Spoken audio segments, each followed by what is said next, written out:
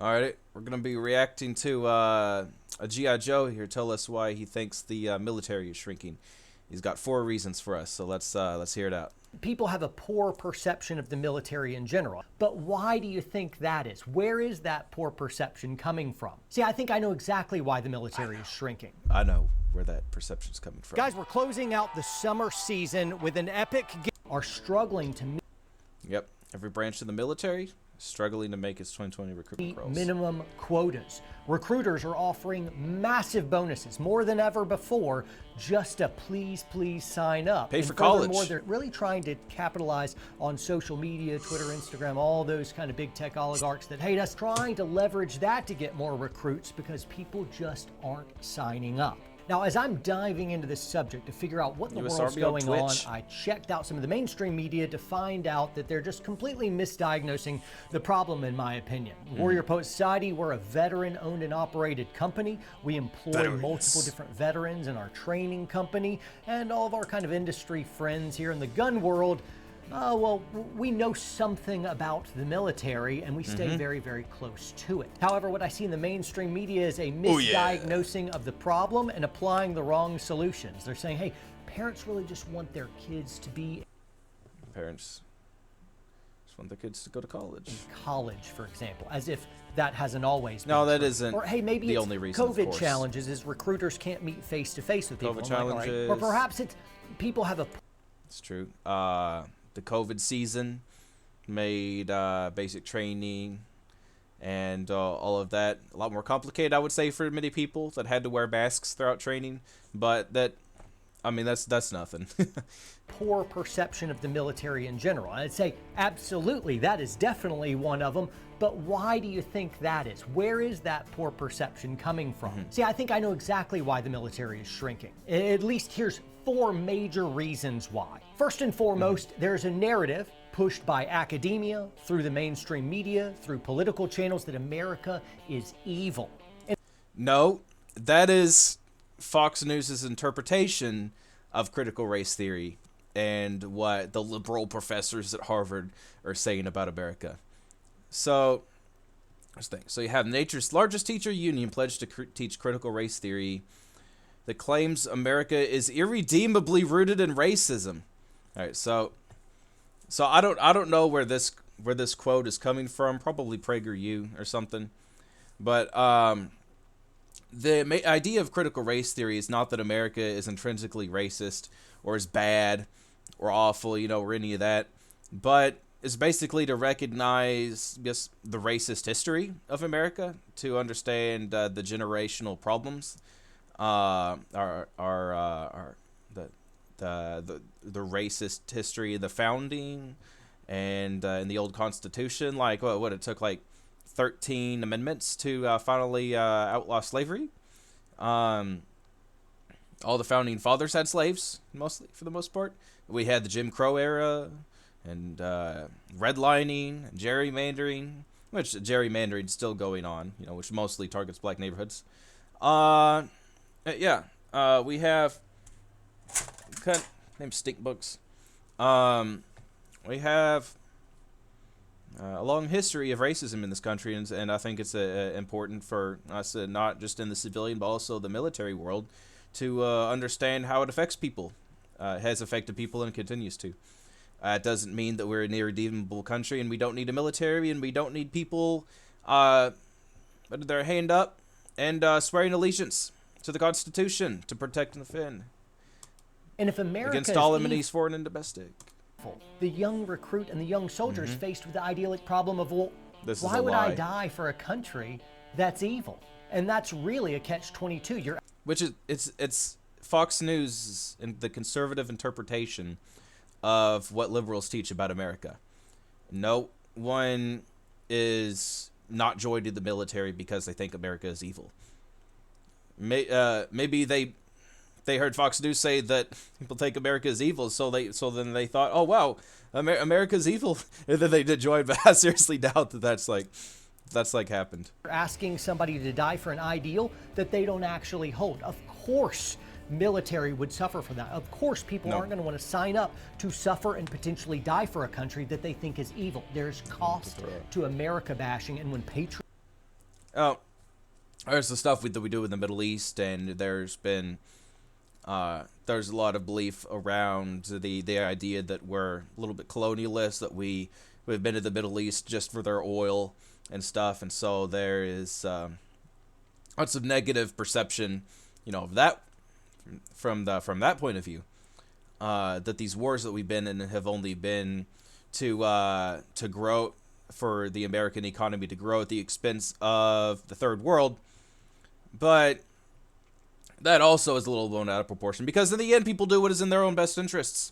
They won't just not join the military because they think it's evil. There's I think I personally have some. I think there are things that we could do better with this country, with our military. Many things that didn't stop me. That would stop me from joining. Because in the end, I'm gonna look out for my own interests. It's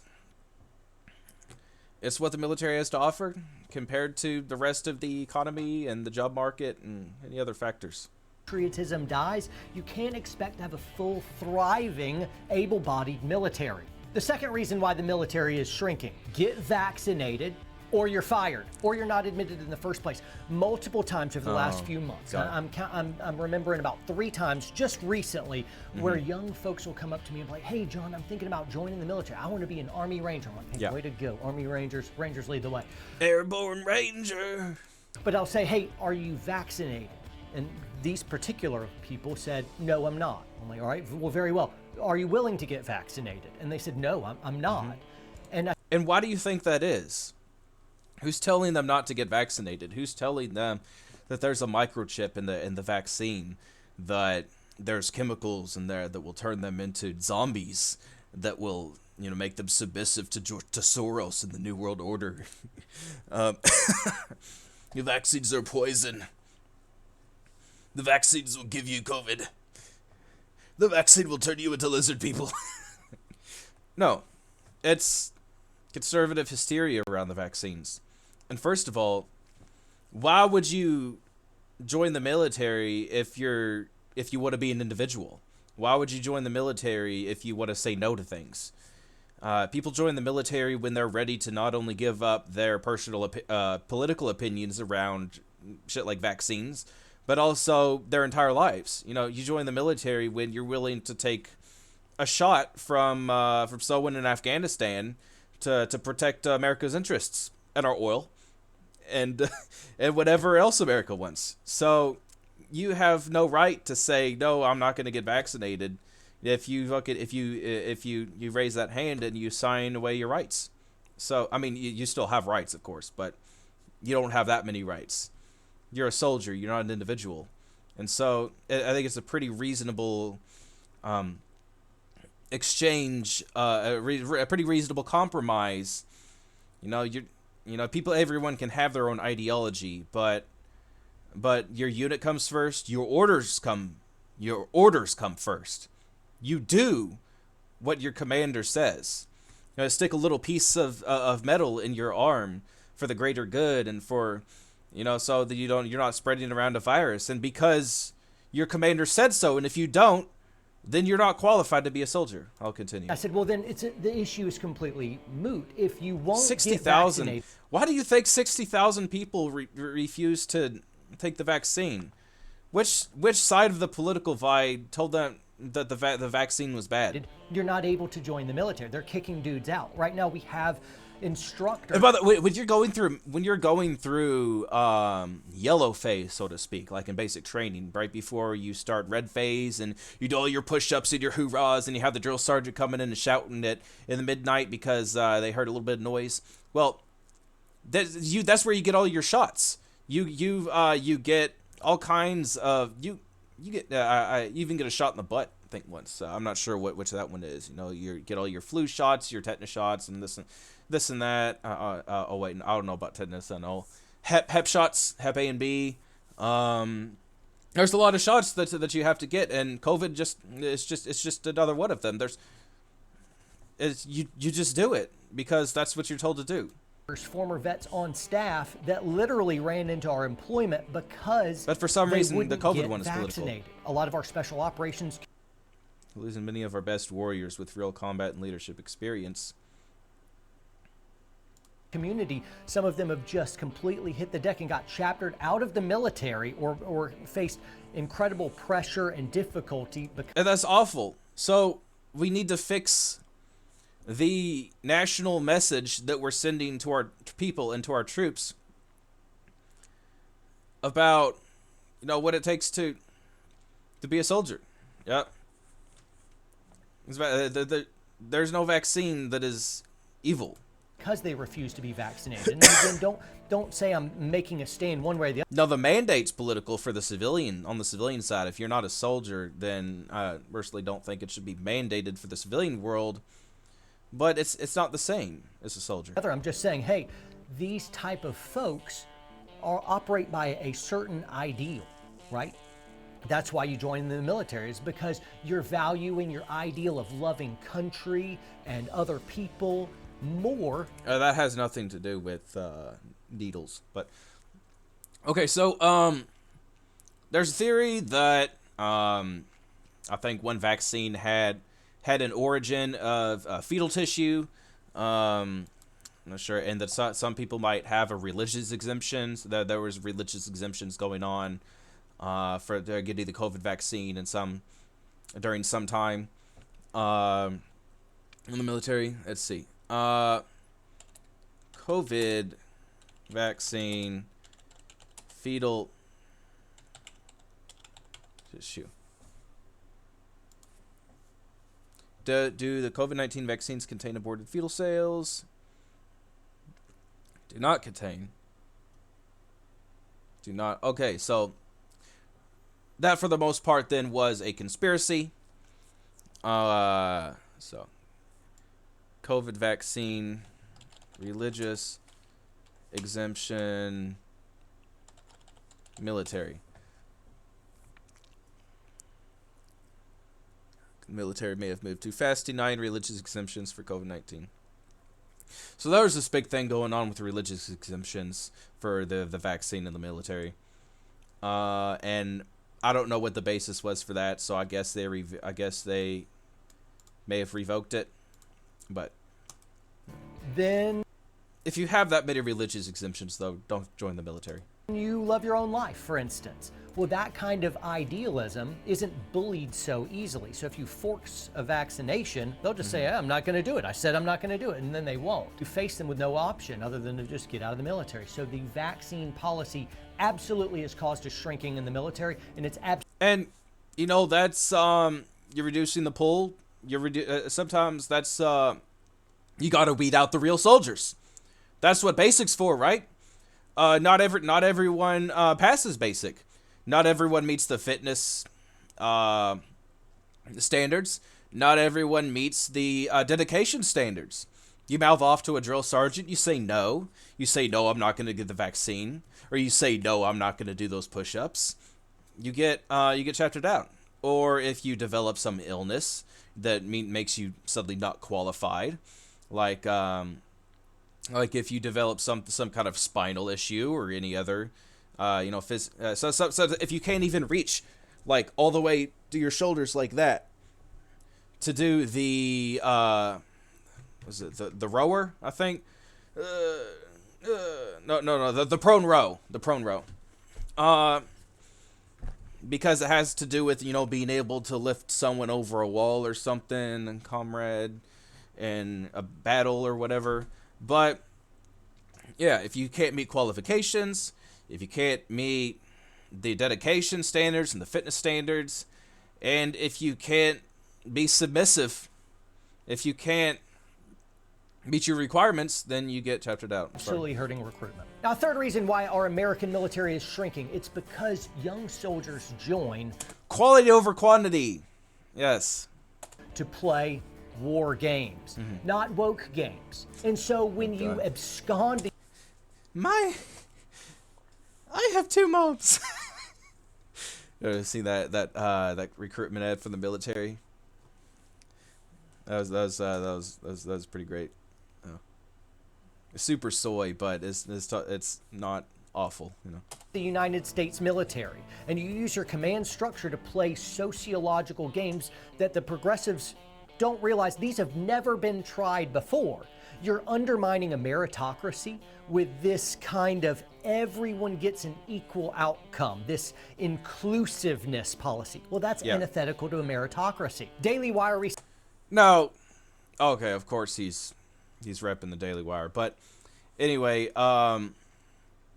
wait, your gender identity, your sexual orientation, your country of origin, your status and identity does not matter in the military, of course. Like, I know that's what he's going to say anyway, but, you know, you being trans or queer or gay or lesbian or whatever is not a reason to get kicked out of the military. As long as you meet your physical readiness, your combat readiness, as long as your mental health, physical health does not impede with your ability to perform as a soldier and meet your duty requirements, then you are fine. Recently reported on some of these woke games. There was an Air Force drag show in Woke Diversity Festival at Langley. If you jump over to the Marines or the Air... Okay, was that set up as a was that paid for with their taxes, or was that something that the soldiers did on the side, like people go to service on break and they organize that with the chaplain and stuff? Drag show. Air Force includes drag show. Woke University. Let's check that out. Air Force. That's pretty funny.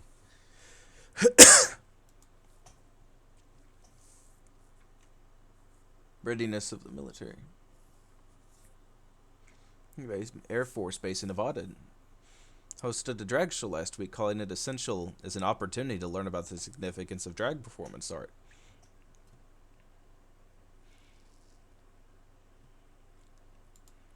What I really want to know is if this was on the tax dollar. If this was on the tax dollar, then but if this was just a bunch of soldiers getting together to do something quirky, then there's nothing wrong with that, you know.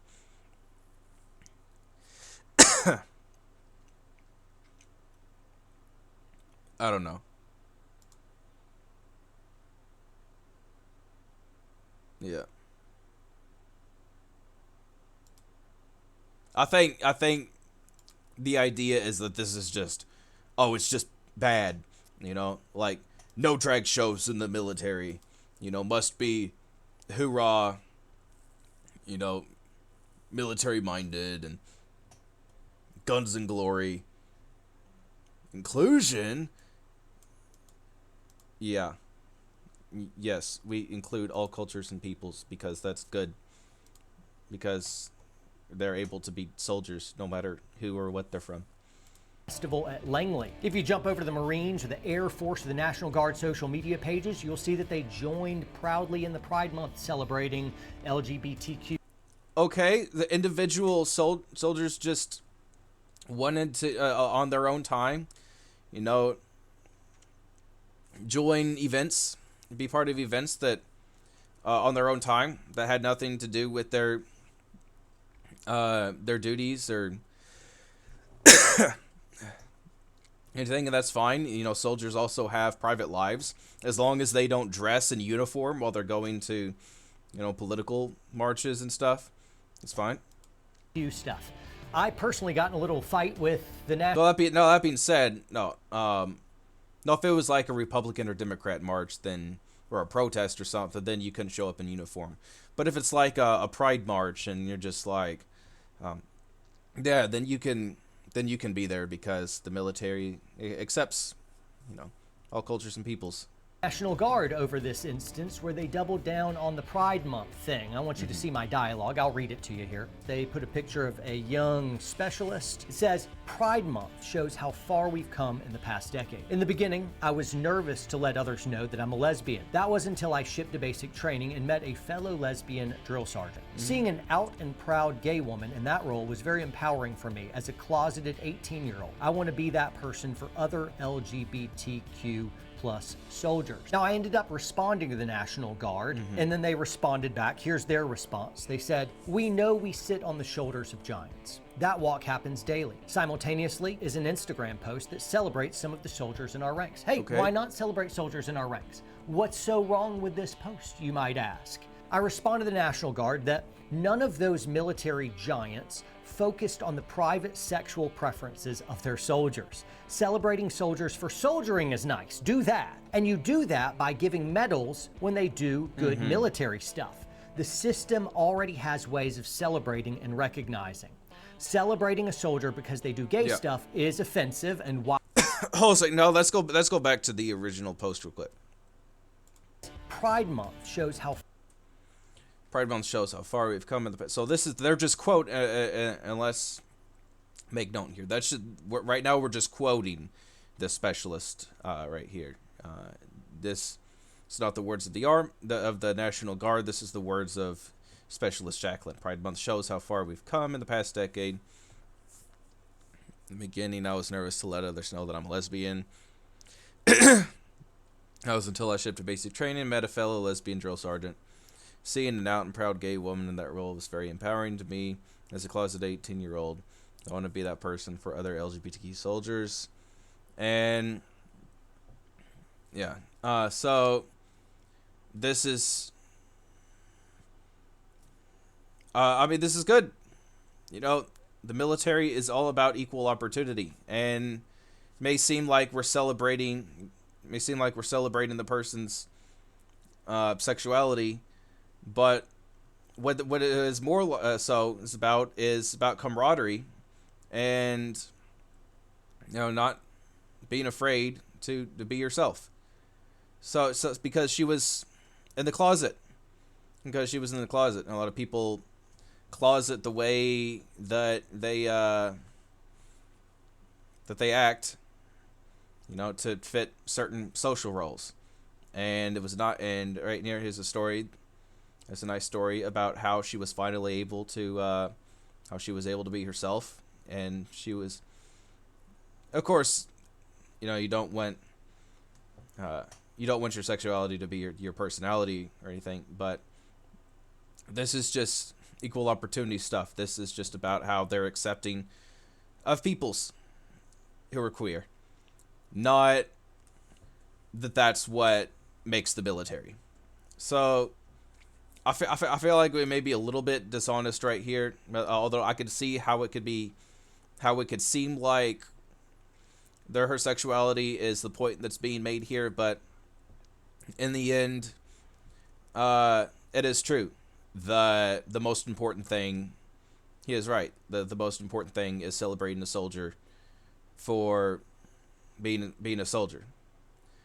But the military has been seen as a very chauvinistic, institution for many years, and many queer people have been bullied in the military for being queer, and we've had to nip that in the bud with sensitivity training, and it's thanks to a post like this, that it's to let people know that it's no longer cool to bully them anymore for their identity, for their sexual orientation, or any of that. There's nothing wrong with being whatever in the military, but of course, in the end, being soldiering is the most important. And I'm dragging this on a little too long. Let's continue. Focused on the private sexual preferences of their soldiers. Celebrating soldiers for soldiering is nice. Do that. And you do that by giving medals when they do good military stuff. The system already has ways of celebrating. Oh yeah, here's the thing. A lot of people get medals for snitching. People get medals if they, let's say you have someone who's harassing someone for being gay or trans or whatever in the military, and then you say hey, Private John Doe, or Doe John, is beat up trans private for being trans, and it's oh yeah, you're looking out for the wellness of the unit, so I get a medal for that. and recognizing. Celebrating a That's a real soldiering right there. soldier because they do gay stuff is offensive and wildly off course for our nation's military. Return to your And of course, that wasn't the point of the post. And that was, if you actually, think about it, because she was closeted, she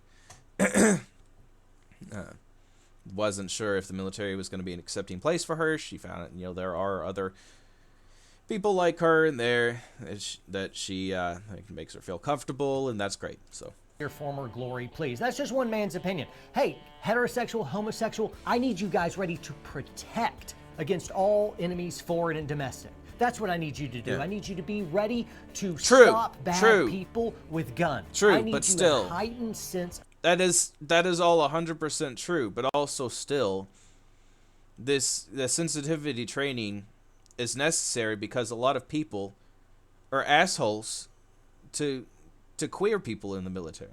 It's Of military readiness, then the sexual preferences of the soldiers in your ranks should be irrelevant, not a grounds for praising somebody. Military is merely to do that, but they're all yes. All right. That's good. military. So why can't we just be the military? Oh, it's because woke left progressives want to push their agenda forcefully, and they're using social media channels primarily to do that, but they're also being forced to attend all these inclusivity kind of things, which I think does to Now do hold on a second. The U.S. military has increasingly pushed LGBTQ ideas. Again, it's not about pushing the ideas. It's LGBTQ plus is not an ideology. It is, so it's intrinsic. People are intrinsically queer. It's just something that they are. It's also a part of there's also a bit of overlap with neurodivergence, but people cannot help if they're lesbian or gay, bisexual, and also they can't help if they're trans because gender dysphoria is real. The way you perceive your inner gender, the way you would like to be portray yourself and act and such, and of course there are feminine men, masculine women, blah, blah, blah, all that, but still, it's it is a real thing, and trans people, trans is also as much not a choice as your sexuality, and so it's not like there's an ideology like how people ought to think and behave and do, as much like liberal or conservative, but if anything, the LGBTQ ideology, so to speak, all it is just to be accepting of LGBTQ people. So days before he was sworn to office, Biden tapped transgender four-star Admiral Rachel Levine to be Department of Health and Human Services Assistant Secretary for Health. Okay, I mean, okay, so what? If he had tapped any other four-star admiral into that same position, would anyone be complaining? So it seems like the only reason we're complaining is because she's trans, and not because she's a child eater or something. I've seen this person get a lot of hate on Twitter. I'll tell you what, a lot of ratioing, and I don't really care why people hate Rachel Levine, but the fact is it's probably mostly, if not 100%, because she's trans, and because she wants other trans people to be accepted in the military, and the right to soldier in the military. I personally don't think that the military should be paying for people's transitions. I don't think the military should be paying for hormones and surgeries and all that. Like, that's their own personal lives, and that has nothing to do with their it's not, I don't think it's medically necessary, to be a soldier and for your personal health. But Trump tried to ban, actually, no, he did. He brought down the ban hammer on all trans people, during his time in office, and Biden had to reverse it rightfully, because the medical professionals in the military came up with their own conclusion that gender dysphoria, was not sufficient enough, of a mental barrier for combat readiness, for soldier performance, for your ability to perform your duties. Now there are other mental disorders such as say such as like maybe autism or extreme like cases of OCD or ADHD that I think do prevent people from making it through BEPS. But gender dysphoria, no, the military said gave it the go on that, and the Trump administration said, nope, we hate trans people, and so they kicked him out. So who's ideologically motivated in this scenario, right? Yeah, Levine became the first trans federal health confirmed by the state. Okay, cool. Let's let's see how she does. The best person for the job. None of we haven't even addressed. We haven't even addressed the efficacy of the person in question who is appointed to this position. We're just focusing on the fact that she's trans and saying, "Oh, look at that, we're pushing woke ideology." It's kind of silly. But they're also being forced to attend all these inclusivity kind of things, which I think does a great at best, yeah. It's a distraction against what military people really should be doing. At worst, it's undermining the very fabric. You're playing woke games when you should be.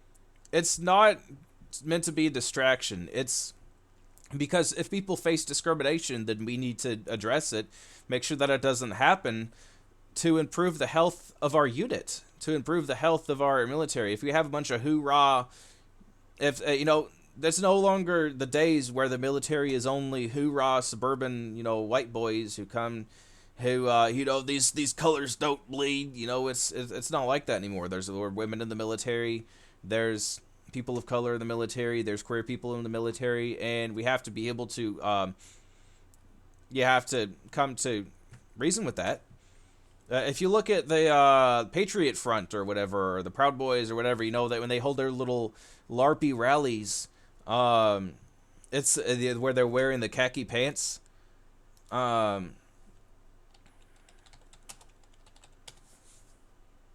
Rally. Train. Let's take a look. See, this is not... I'm sorry, but this is just not the military anymore. Or it hasn't been for a long time. I'm sorry, but queer people can join now, and they can soldier, and they can perform their duties as a soldier. I'm sorry that it's just that that we took that ethno nationalist America from you, but we're a country of freedom. Be focused on war games. The fourth and final reason I'll give you why the military is shrinking. Yeah, we can focus on war games too. Queer people can be excellent war gamers.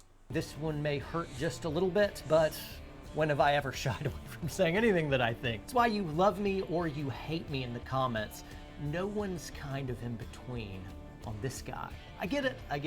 Anyway, let me draw fire. Here we go. Army Chief of Staff General James McConville testified before Congress that only 23% of Americans aged 17 to 24 years old were qualified to serve without a waiver.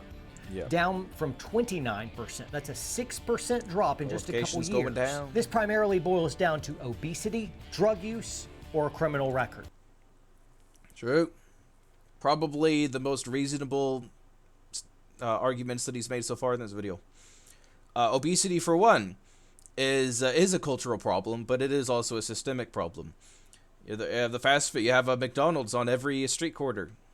Fast food restaurants, fast food, the industry in general has lobbied the government millions, if not billions, for the right to put nasty chemicals in their food, ractopamine or whatever, greasy, nasty, fried chicken liver. It's on every street corner. The gas station burgers, convenience. People who work 9 to 5, who have kids, have multiple jobs, barely have time. They don't have time to cook. They don't have they don't have the work personal schedule or the right kind of transportation. Maybe they don't even drive. Maybe they take the bus and they go to McDonald's across the street on their break. And so they don't have the resources and time to cook every day, to go to Kroger or Walmart and get beans and potatoes and pasta and all the good stuff that you need to cook, eggs. So that's a problem. That's why you see that a lot of poor people are also obese. So it is a cultural issue because people, everyone's on the internet, they're lazy, but also it's a systemic issue when the problem is no one's really complaining about it. The food industry just sort of gets away with it. No one is challenging them except the vegans. Now the vegans are challenging them for completely different reasons, but now the criminal record. I mean, who do you think we have to blame for the fact that many people can't get in the military for their criminal record? Maybe the fact that there's a lot of crimes that shouldn't be crimes. The drug war. Someone smoked up a doogie, with their friends in high school. Had some shrooms and some tabs and some crack, and now they can and now they've been through those days. They went to jail. They came back. They got some rehab, and they wanted to fix up their life and join the military. Now they can't, and who's to blame for that? It's the hardcore fucking tough on crime people. It's the tough on crime people. It's the Kamala Harrises, the neoliberals, and the conservatives who were the reason why people can't get into the military if they have a ridiculous criminal record that shouldn't still be around. Nonviolent offenders, obesity, drug use, or a criminal record. The amount of people even eligible to join the military is... Now, if you use drugs in the military, then, that's something else, though. You don't need to be fucking around with no drugs after you raise that hand and swear to defend against all enemies, foreign and domestic. Retracting year over year after year as we're just glued into our screens, our video games, our TV shows, and our non-stop Skinner box loop of social media instant gratification, that we have become fat and lazy and apathetic. Couple that with the victimhood culture that seems to be rising up from the ground all the time, we're becoming weaker and weaker as a society. Check this out. I don't know. A DOD, Department I think he's just going into some conservative Defense survey talking points. Found recently that 57% of all young respondents believe that joining the military would leave them physically, psychologically, and emotionally broken. No, maybe the military hasn't gone that soft then, huh? I never want to hear that talking point again. After service. No, kidding. You're going to get some PTSD stuff, and I got some, bugs and whatnot. Yeah, you get hurt, but guess what? Life hurts you too. I had to rock in the cold in basic. I have PTSD now. 57% of respondents have that level of just terrified. It's not that they'll be injured, it's that they'll be broken by it. Yeah. And in our incessant snowflake, I'm injured and offended by everything kind of culture, I bet that stat is absolutely true. We're not only getting fatter, we're getting mentally, spiritually weaker as a society. Guys, this was the 4 reasons why our military is hemorrhaging. I think it's a really, really... I think that's pretty much it. The first 3 can't say I really agreed with but the last one just sort of put 3 different points all in at once. It's like, so you had culture war, and then you have last point, which is the drug use and obesity and that, which is honestly probably a lot more of a substantial factor in people not joining. Like, yeah, I have a problem with obesity, and no one wants to exercise and lose weight, and you will lose weight going through basic. And there's also it's also the market. So here's my thing. So student loans, for example, a lot of people go to the military to get money for student loans. A lot of people join the military for housing and other benefits. And so if the market out there, like if they're able to get those student loans from Joe Biden didn't relieve that much. He relieved like 10 grand. So people are still going to join the military for student loans. But it's also that if the incentives outside of the military outweigh the incentives inside the military, then that's why people join. All right, that sums it up.